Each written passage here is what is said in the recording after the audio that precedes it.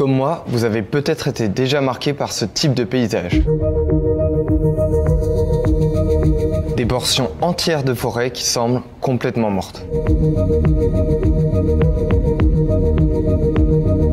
Entre 2018 et 2019, ce type de dépérissement a touché l'équivalent de 30 fois la taille de Paris dans les forêts publiques. Et encore, ce chiffre ne prend en compte ni les forêts privées, ni les années suivantes. En 2022, par exemple, on a récolté 10 fois plus d'arbres morts qu'habituellement. Dans ma tête, la forêt est super importante pour les animaux et pour les humains. Donc quand j'ai vu ces paysages, j'ai voulu creuser. J'ai par exemple découvert qu'un arbre pouvait mourir de soif. Qu'est-ce qui menace les forêts françaises? Certains arbres vont-ils complètement disparaître? Je vous explique tout. On peut commencer cette histoire à l'été 2019. Cette année-là, les alertes pour dépérissement d'arbres se multiplient dans toute la France métropolitaine.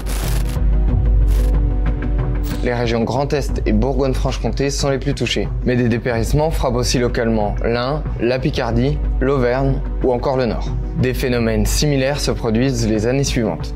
Sur mon territoire, ce qui nous alerte, c'est des rougissements, des décollements d'écorce, de la perte de feuilles sur les hêtres notamment. On observe aussi un jaunissement précoce des feuillus avant l'automne, plutôt en août. En 2021, une forêt dont s'occupe Julie Feuillot dans le Jura est touchée. Rapidement, on s'est retrouvé avec une mortalité telle qu'il n'y avait plus d'arbres adultes dans le peuplement. Ces dépérissements sont-ils le symptôme du déclin de la santé des forêts françaises de grande ampleur? Plusieurs indicateurs relevés par l'Observatoire des forêts françaises à l'échelle de la France métropolitaine montrent des évolutions préoccupantes depuis quelques années. C'est par exemple le nombre de branches mortes par arbre qui augmente. Même dynamique pour le manque de feuilles chez la plupart des espèces. Et plus marquant encore, le volume d'arbres qui meurent chaque année a augmenté de plus de 50% entre la période 2008-2013 et la période récente 2012-2021. Les risques que ça a, ce genre de dépérissement à grande échelle, à l'échelle de la forêt, c'est que ça va complètement bouleverser tout l'écosystème.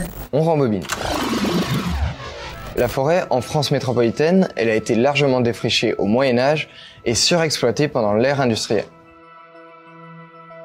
Mais depuis plus d'un siècle, malgré quelques tempêtes, elle a fortement regagné du terrain. Elle couvre aujourd'hui 31% du territoire contre 19% en 1908. Et ça, c'est plutôt cool, pas seulement pour s'y promener. On peut se servir du bois pour faire des constructions ou se chauffer. La forêt nous protège de plusieurs risques naturels. C'est un habitat indispensable pour des milliers d'animaux et de plantes. Et c'est aussi un outil majeur pour freiner le réchauffement climatique, car les arbres retirent de l'atmosphère l'équivalent de 10% de nos émissions annuelles de gaz à effet de serre. Mais aujourd'hui, une partie de ses fonctions est compromise car la forêt fait face à des altérations accélérées. Alors concrètement, qu'est-ce qui s'attaque aux forêts? Eh bien, j'ai découvert qu'il y avait plusieurs menaces. Bien sûr, et c'est sans doute la plus connue, elle est notamment victime d'incendies. En 2022, des incendies exceptionnels ont détruit 70 000 hectares de forêt. Et ceci touche parfois des zones peu habituées jusqu'alors. L'année dernière, il y a environ 1000 hectares de forêt qui ont brûlé. Le phénomène des incendies, il est très nouveau pour le Jura. Mais c'est loin d'être la cause principale. J'ai appris que des arbres pouvaient littéralement mourir de soif face à des sécheresses.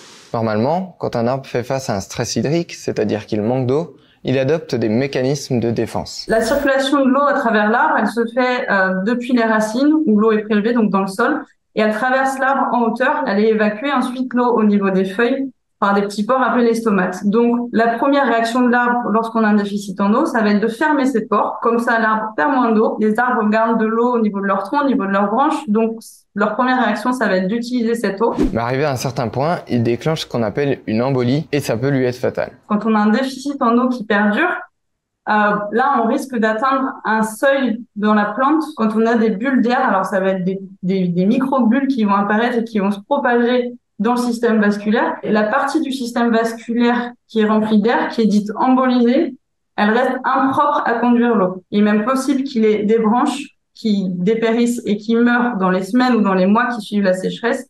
Il est même possible que l'individu entier meure des suites d'une sécheresse.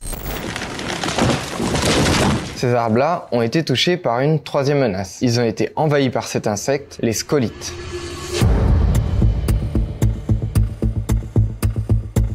C'est un petit insecte qui va creuser le bois et creuser des galeries entre le bois et l'écorce dans ce qu'on appelle le cambium, là où circule la sève de l'arbre. Ces insectes-là vont couper la circulation de la sève dans des arbres qui sont déjà affaiblis par la sécheresse et donc finir par les tuer. Les scolytes ne sont pas les seuls. La chenille processionnaire, originaire d'Europe du Sud, provoque des dégâts notamment sur les chênes. La pyrale du buis, insecte originaire d'Asie, entraîne des mortalités significatives chez les buis comme son nom le suggère. Ou encore la calarose du frêne, une maladie donnée par un champignon, lui aussi introduit en France. Enfin, il existe d'autres facteurs comme les canicules ou les épisodes de gel tardif. Ces menaces vont affaiblir les arbres ou réduire leur croissance, mais elles vont pas automatiquement entraîner la mort. Sur le hêtre ou le sapin, on va observer une perte d'aiguilles ou de feuilles dans le houppier, mais au bout de quelques années, le houppier peut se refaire et refaire des feuilles sur les parties qui sont pas complètement mortes, et l'arbre ne va pas forcément mourir. Des forêts touchées peuvent se remettre ou se régénérer naturellement. Mais alors, pourquoi c'est préoccupant? Face à la multiplicité de ces stress-là, ça va entraîner de la mortalité. Nous, les questions qu'on se pose, c'est qu'est-ce qui va se passer justement suite à ces mortalités? Est-ce que ces forêts-là seront en mesure de s'adapter à ces nouvelles conditions environnementales-là? Ou bien est-ce qu'elles vont venir à disparaître, du moins localement? La plupart de ces menaces sont aggravées par le réchauffement climatique causé par les activités humaines. Les sécheresses sont plus fréquentes et intenses. Les nouvelles conditions climatiques favorisent aussi le développement d'une partie des ravageurs. Avec l'association donc des périodes de sécheresse qui vont venir affaiblir les arbres, des hivers un peu plus doux qui vont permettre à ce que le scolyte se prolifère plus facilement, eh bien on va observer sur ces massifs-là du nord-est de la France, les massifs d'épicéa, une très forte mortalité. Et même si la plupart des incendies sont d'origine humaine, le dérèglement climatique favorise leur intensification et leur propagation. Et surtout, ces menaces peuvent se cumuler. En 2022, la forêt a subi la sécheresse commencée au printemps, les canicules à l'été et les incendies. Dans un rapport publié en juin 2023, l'Académie des sciences conclut que ces tendances de dépérissement vont s'accentuer dans les prochaines années et que des arbres comme le chêne, le hêtre ou encore le pin sylvestre risquent de disparaître d'une grande partie de la France avant la fin du XXIe siècle. Moins on réussit à limiter le réchauffement climatique, plus ces mécanismes risquent de s'accélérer. Les arbres et les forêts globalement ont plusieurs options pour faire face au changement du climat. Elles peuvent s'adapter, donc ça peut être aller faire des racines plus en profondeur, par exemple, pour trouver de l'eau. Une autre solution, ça va être de migrer. Et donc ça, on l'observe, notamment le chêne vert qui est en train de remonter vers le nord de l'Europe. Le problème étant que cette remontée-là, sur un chêne, par exemple, se fait par le déplacement de ses glands et par, du coup, le développement d'un arbre jusqu'à l'âge adulte, jusqu'à ce que lui-même refasse des glands et ainsi de suite. Donc là, on est sur des périodes extrêmement longues, là où le changement climatique se fait presque à la minute en comparaison. Des spécialistes comme l'ONF ou l'INRAE cherchent donc des solutions pour aider la forêt à faire face et réduire les risques de mortalité. Une population d'arbres dans une forêt, tous ces arbres vont avoir plus ou moins le même patrimoine génétique parce qu'ils sont adaptés à cet environnement-là local. Et donc quand on a des problèmes notamment de ravageurs, on va pas avoir des individus qui vont mieux répondre que les autres puisqu'ils ont tous la même composition, ils ont tous le même ADN globalement. L'une des idées, c'est de, sans forcément apporter d'autres espèces, déjà dans un premier temps, c'est pour cette même espèce, aller chercher des populations dans l'aire de répartition. Alors ça peut être au sein du territoire français, mais ça peut être aussi à l'échelle de l'Europe. Donc ça ramène aussi de l'ADN d'ailleurs. Et ça fait un mélange et là-dedans, du coup, il peut y avoir un phénomène d'adaptation aux ravageurs qui va se produire. En favorisant la diversité génétique, on favorise également la probabilité que la forêt puisse s'adapter aux conditions climatiques futures.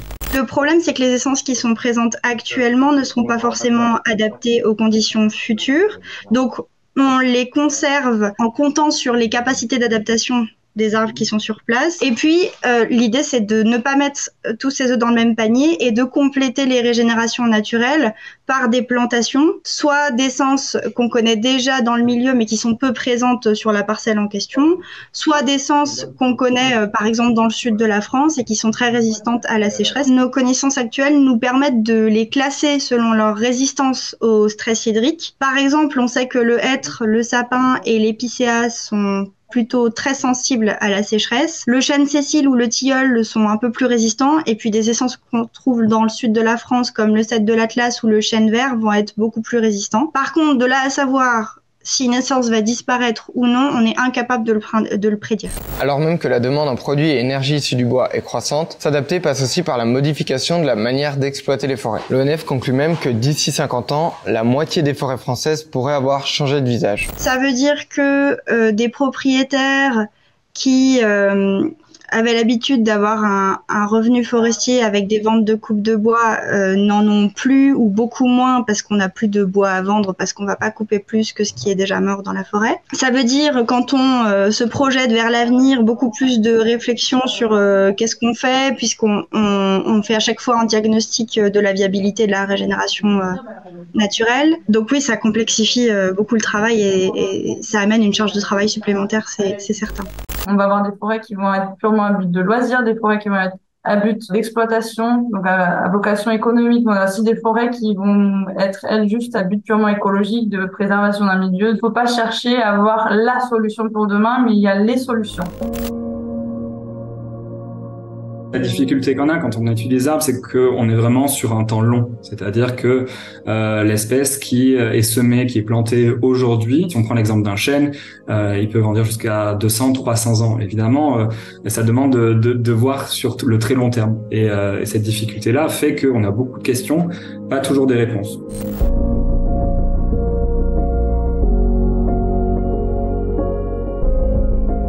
J'espère que ce format vous aura permis de mieux comprendre les menaces qui pèsent sur les forêts françaises et ce qu'on peut faire pour y faire face. Dans les semaines à venir, je vais décrypter d'autres histoires liées à l'écologie ou aux animaux. D'ici là, n'hésitez pas à poster dans les commentaires des thèmes qui vous questionnent ou vous interpellent sur ces sujets, et je vous dis à bientôt.